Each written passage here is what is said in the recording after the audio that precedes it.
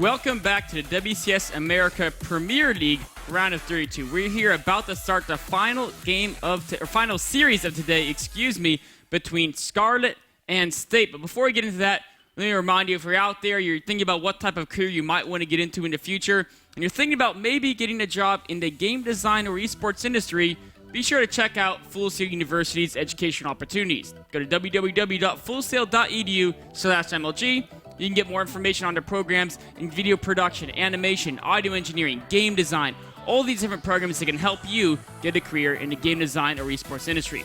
Remember, Full Sail University is, of course, the official education partner of the MLG. They do a lot of great work over there. Of course, the game we're about to start now is going to be Scarlett versus State.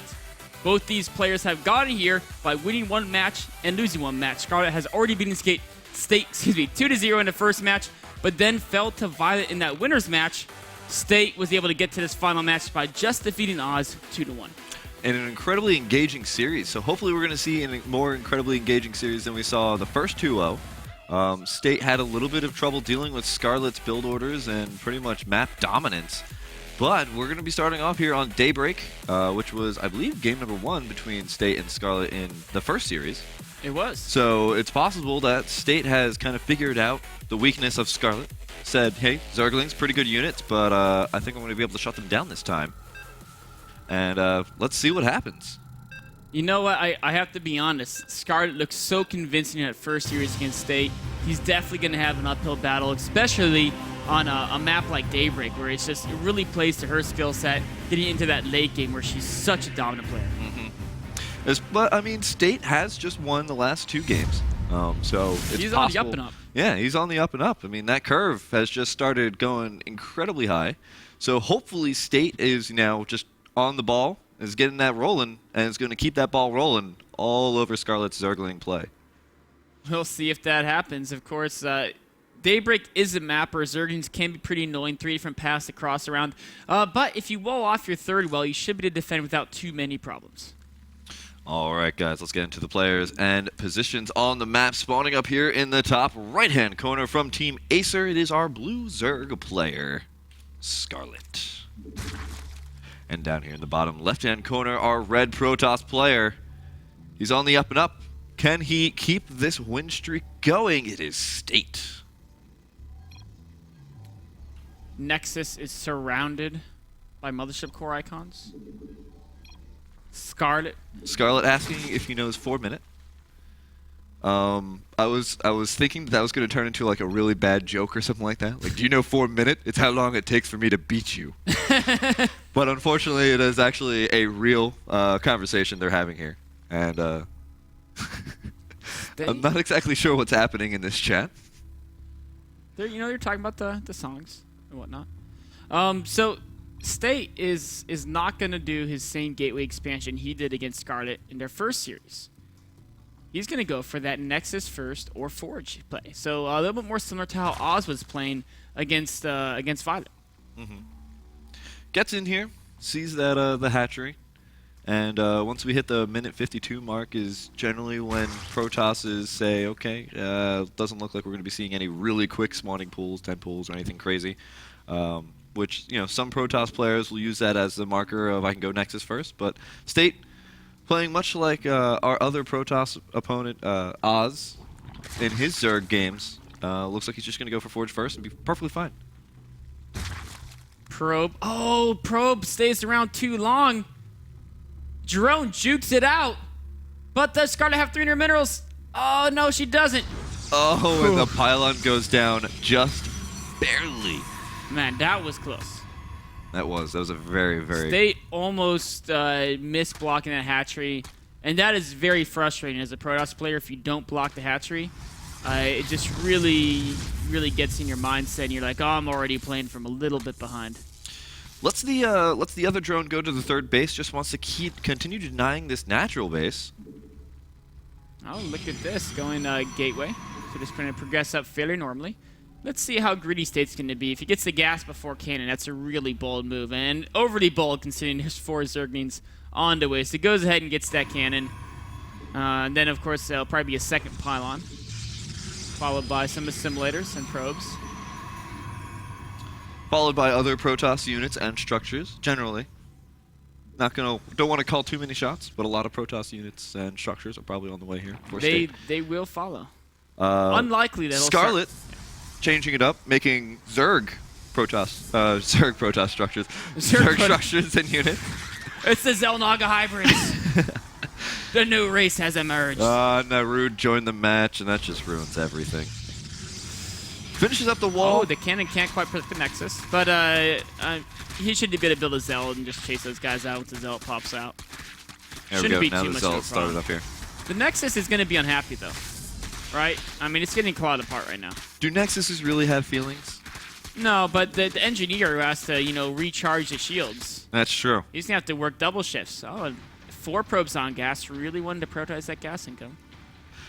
Of course, with more probes on gas means more gas until you hit about, more than 3. 3 is the optimal amount, so past that, it's actually completely useless. Yes, so... unless you have a really long distance. That's the only thing that really changes things. Don't put 4 guys on gas. Yeah, don't ever put 4 guys on gas. That's clearly just a mistake from State. I mean, it happens. You're distracted trying to save your Nexus. Scarlett actually getting a probe kill as well with these. Oh, another probe kill. Wow, these Zergling. I was saying before, Scarlet Zergling, very, very good, very useful. This one is cornered, though. Or is it? No, it's not. It jukes the Zealot.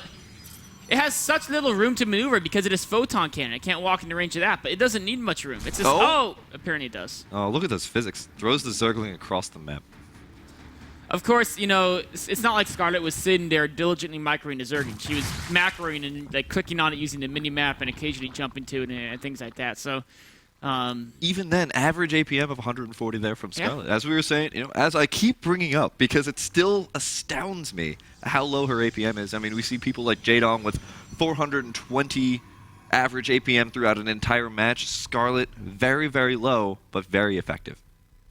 Using these Zerglings over here to go check for proxy pylons, realizing that there is no need for a buddy system in the unmanned areas of the map, so splits them up. Stargate coming out here for State, starting up the first Phoenix. No Overlords are going to be scouting over there anytime soon because the only Overlord is by the natural. That's right. A lot of the times you see Zerg players with that Overlord near the main, but Scarlett, perhaps knowing that State does use Stargate openers a lot, maybe she watched or she remembered from the games she played against him earlier, this time decided to keep most of her Overlords on her side of the map. Couple of sentries and Zealot running around, just being a little, friends running through a meadow, holding hands, being very close with each other. Oh, double evolution chambers going down, but after the lair, so this is, well, I mean, the build's already obviously not the fast ultra build, just because the fact it's a third base. But the question is she going to go for speed leans, or is she going to choose to go for Roach Hydra? Given that their lair timing, yeah, I think it's much more likely to be Roaches or Hydraless. It's very difficult with a lair this late to try to defend timings without using Roaches or Hydraless. And the timings are definitely a possibility when you're fighting against anybody who's Protoss. One of the most strongest tools in the Protoss arsenal is timing attacks. Now 4 Phoenixes have popped out here for State, now heading across the map, going to do a little bit of harassment here. Meanwhile, Scarlett doesn't have any Spore Crawlers at any of her bases, so as soon as this is scouted off, which is by a Creep Tumor, not by an Overlord, not by a Zergling, not by anything else, so Scarlett taking a little bit of a loss here, going to be losing a couple of Queens. First Queen is going to be focused. Overlords all huddling over the area where a Spore Crawler will be up once it finishes, but until then, one Overlord is going to fall at the very least. Another one, going for drones instead, actually. I like this decision to go for drones. I mean, I don't think he was going to be able to kill that Overlord in time. Actually, it was actually pretty weak. Yeah. Deciding the drones were more important, does State. Speeding's waiting outside his front door. Following up with 5 additional gateways. So it's going to be an immortal timing behind this. Actually, wait, no, he's up another probe. What's his? 53 probes, so it's not going to be an immortal timing. He would have cut probes significantly earlier to get those gateways faster if it is. Getting charged as well, so maybe a late 3rd base or perhaps a really late 2 base timing. Unsure exactly where he's going because he isn't building any more probes right now. Could be just wanting to get enough units to move out and take that 3rd before he goes back into probe production. really scouting everywhere with these Phoenixes, trying to find those Overlords, but... A little bit different in build order here. It's I really like missed, this, though. I feel like it would be pretty strong. It's got a very strong economy behind this, which makes it less all-in-ish. Yes. I mean, there's no way he can actually make a timing attack work anymore. Right. Not with 13 Hydras coming out. So and there's that third base now coming out here. And a lot of Hydras coming out here. +2 ranged weapons going down here for our Zerg player. Ooh, very good control over Scarlett, making sure none of the units leaves the safety of that Spore Crawler. Meanwhile, creep just continues to spread across the map. You know, I think State may have a difficult time against potential Hydra timing that could hit right before it gets Colossi range. Yeah, I mean, he's going to try and get the Colossus out as soon as possible, but there's going to be so many Hydras out there beforehand, and Immortal's really not that great against Hydras. Hydras do just a little bit over the amount that Hardened Shields saves. They do 13, and they'll have, I believe, 15 once the ranged weapon finishes up here. And Immortals only take 10 damage, but they shoot very, very quickly. And, you know, they are not armored, so Immortals don't do bonus damage against them. There's actually nothing here that Immortals will do bonus damage against. This is going to be a difficult battle here. Force fields could go down on the ramp. 5 force fields go down, but the speedlings, there's actually not quite enough cells. Very, very good here. Enough. Tried to lift off the Immortal in case it was in a lot of trouble. Still a lot of force fields available. Does section off a good part of that army, but it's going to lose a couple more Zealots as the Zealots just kind of charge forward. Yeah, there's just too many Hydralists. The Zealots really need to be in a large group to take on these Hydralists, even with the charge upgrade. More Immortals being produced, more Gateways being produced. Not many force fields left here for State. Oh, the Mothership Core goes down. Use the Photon Overcharge on the Natural, so the third is going to be exposed. Scarlett with a beautiful timing here, striking exactly when State is weak, doing a lot of damage, taking out all of those Phoenixes. The Immortal now is going to be the target here, and it's actually taking a lot of damage. There's a Queen here that's waddled its way all the way over here. I didn't even see that across the map. Queen, what are you doing here? She wants to join in the fun. Already 1 kill. Queen very good at tanking damage. Has a transfuse available now. Is it? No, it's not going to be used. Hydralisk eventually going to be held off. But wow, pulling probes in order to deal with this. Takes out the last Immortal before the Hydras fall. Scarlett with a lot of damage. 89 to 54 in the income tab in Scarlett's favor. And Scarlett's Hive is completing. Mass Swarmos are being produced. And with only a few charge lots, Sentries being warped in, Immortals, nothing that can really combat the power of the Locust. I don't know how State's going to hold off this next invasion. It's going to be very difficult indeed for him. And I mean, Scarlett behind this, grabbed the 4th base, grabbing the 5th base down here in the bottom right-hand corner. She is on an incredibly strong economy. More Queens being produced. Level 3 weapons upgrade for those Locust attacks. Adding in Vipers to help snag any potential Colossi into the range of those Locusts. Queens added in to supplement versus air. And, of course, to spread the creep. Creep is extremely important for Locusts because not only does it allow them to outrun units like Sentries and High Templar, but it also, very importantly, effectively adds range to the Swarmos because the Locusts can cross a greater distance before they time out. Quite right. Now, I mean, I'm just trying to figure out what State's going to have behind this. He's going to have Colossus, a couple of them. No right? range, one? but... Nope, just one so far. And 1 Immortal. And he's going for Archons, and the Archons are going to help out. Locusts do clump up pretty close together, and the Archons have that splash damage. But unfortunately, those Archons are going to tank a lot of shots just to get those Locusts dead or down. And this is going to be difficult for him to try and engage without having to back up a couple of times, because every single time he backs up, his shields are going to be weakened, his army's going to be weakened, and every single time he's just putting himself more and more at risk at losing this game. Now the Swarm hosts have moved into position. They're starting to move their Locusts across the map to the 3rd base, and they have that increased lifespan as well. Watch how fast they are going to be able to tear apart these gateways. Scarlett's got to be careful because they could attack from... Oh, she unfurls right before the Locust spawn. A critical mistake there. That could give State the opportunity he needs to take this army out. Locusts have spawned, though. They're cleaning through those Zealots. Now there's not much of a buffer. There are a couple of Archons. Viper's doing very, very good abducts here, pulling those Archons into the middle of the Queens and Locusts. Only 2 Archons and a Colossus left. Moving Spine Crawlers as well to buffer this army and increase its DPS. You know, Scarlett's being very dangerous with the way she plays the Swarmos. She puts the Swarmos in a location where State could attack from 2 different directions. And then she sends the Locust in a single direction, meaning if State attacks from the other direction, you won't have to deal with as many Locusts. You can close that distance. Now State attacking when the Locusts spawn.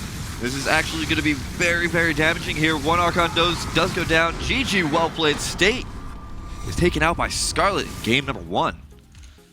Scarlett's pretty good at StarCraft too. She's I'd have to say so. I'd have to say she's like a professional or something. 3-0 versus State so far. A really well put together Hydralist timing, realizing that he wasn't really equipped to deal with it. He kind of took the third at a time when the economy wouldn't really catch up and give him that big swell of units, but also he doesn't have any real good tech either. So a delayed third for not much tech advantage. Very weak to this Hydralist push. State took so much damage from this, he just couldn't deal with that Mass Ormos follow-up. Scalpel-like precision there in that attack. I mean, the timing was exactly perfect as you were describing. But guys, let's get into game number 2. But first, a quick commercial break. We'll be right back. Stay tuned. This is WCS America Premier League. We'll be right back.